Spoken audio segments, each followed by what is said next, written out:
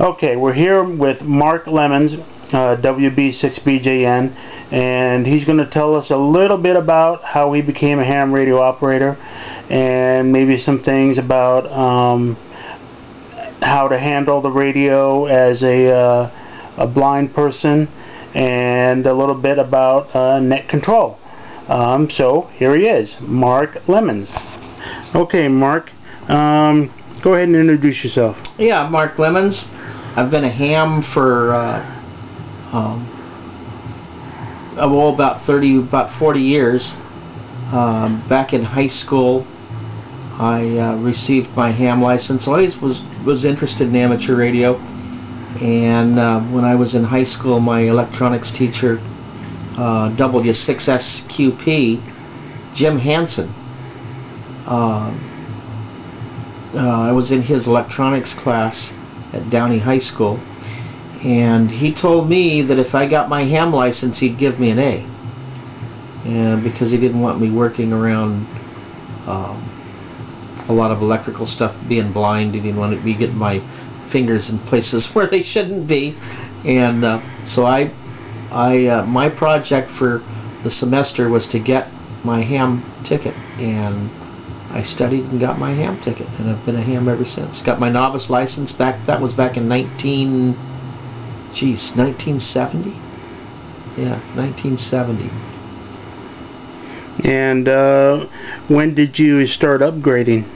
Well, in those days, you had to upgrade within 2 years. The novice was like an apprenticeship, and so you had to upgrade your license, and then if you didn't, then you had to start all over again. So you couldn't keep your novice ticket at that point, and so I had to study for the general. So immediately, within 6 months or so after I got my novice, I had a little fun for a while, and then I started studying for the general, and doing I had an ARRL Braille license manual, and took an amateur radio course through the mail from the Hadley School for the Blind in Illinois. Okay, so what do you like most about being a ham radio operator? One of my favorite things is seeing where I can work and the people that I can talk to. I really enjoy talking to people all over the world, and just, you know, I love doing net control. We do a morning traffic net on the local repeater, and really enjoy doing that, and when dealing with the people and having fun. So that's what makes it most fun for me. Now, what is it? Maybe you can explain to the people what is net control, and why do we have net controls? Net control is to make sure that the net is running smoothly, making sure that check-ins are that people are checking in to the net and going through the net control, and that they are of course following the net procedure. And we take our mobiles first, and we take things, you know, people in order from, you know, the mobiles first, and then the other stations. So making sure that happens, or that people just don't, you know, come in any time that they feel like it, that you kind of have a sense of direction with the net. So that's what the net control duties are, and also to have fun, and, you know, and make sure that things are running smoothly. Now, why have a net? I mean, what is the purpose of a net when there is no emergency? The purpose of a net when there's really no emergency is, in my mind, well, it's part of it is good fellowship with people, and also practice. It's also good practice for when there is an emergency, and you do an emergency net. You practice, and you continue to sharpen your skills for when there is an emergency situation. So nets are good in that retrospect, that it keeps you sharp, and keeps the people who check into net sharp on how to follow the procedure.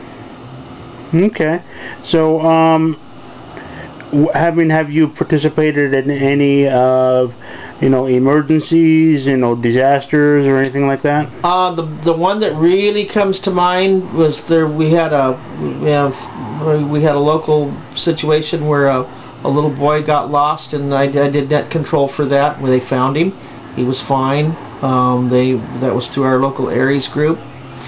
Also, I participated in back a couple of years back. We had a very, very extreme heat wave, and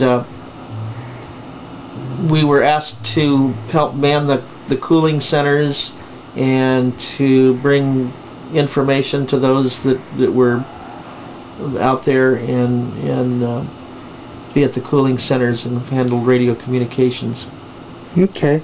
Now, for some people, they don't understand what we mean by when we say ham radio operators or amateur radio operators. Maybe you can explain some of that to the people. Amateur radio operators are I guess type of experts in radio. In other words, we have to take an exam to become amateur radio operator, and we use different frequencies. For example, different than Citizens Band, which is a public service, but it's different than ham radio. So it's the things that we've learned with radio and the usefulness of radio. So. Okay. Now, why do they call it amateur radio? There's an acronym for that, and I have forgotten that acronym. So. Okay. Well, the one thing that I know I was asked one time is, why can't you get paid? And I think that's part of, at least my view is, we don't get paid because if we did, then we'd have to follow certain rules and do things in a certain way, and we may have restrictions put on how we do things. Whereas amateurs, where we're not paid, we have a little more freedom to do things that are a little bit more effective with a lot less power. And that's just a personal view, and there's different views of why we don't get paid, and I know there's a big discussion going on now as to what it means when an amateur receives money with anything relating to ham radio, as far as instructions and things like that. What's your view? Well, it's funny you should bring that up, because there's an issue right now about if there's certain people who are employed who are amateur radio operators, can they participate in the emergency situation with amateur radio while getting paid for that? And there seems to be some things dealing with that right now on the FCC. If you listen to AR Newsline, talks about that. My view is that we really shouldn't be paid. The satisfaction is doing a worthwhile service out there, and it makes you feel good when you do a bike ride, when you're handling the communications, and that to me is better than, in some sense, more rewarding than any money that you could get paid for doing it. Okay, well, thank you, Mark, and hopefully we can get some people a little interested by explaining and sort of demystifying what ham radio is, or what they perceive as amateur radio operator. So hopefully everyone has a great day. This is Tom, K6THM, and Mark, WB6BJN, and hope everybody has a great day. Bye.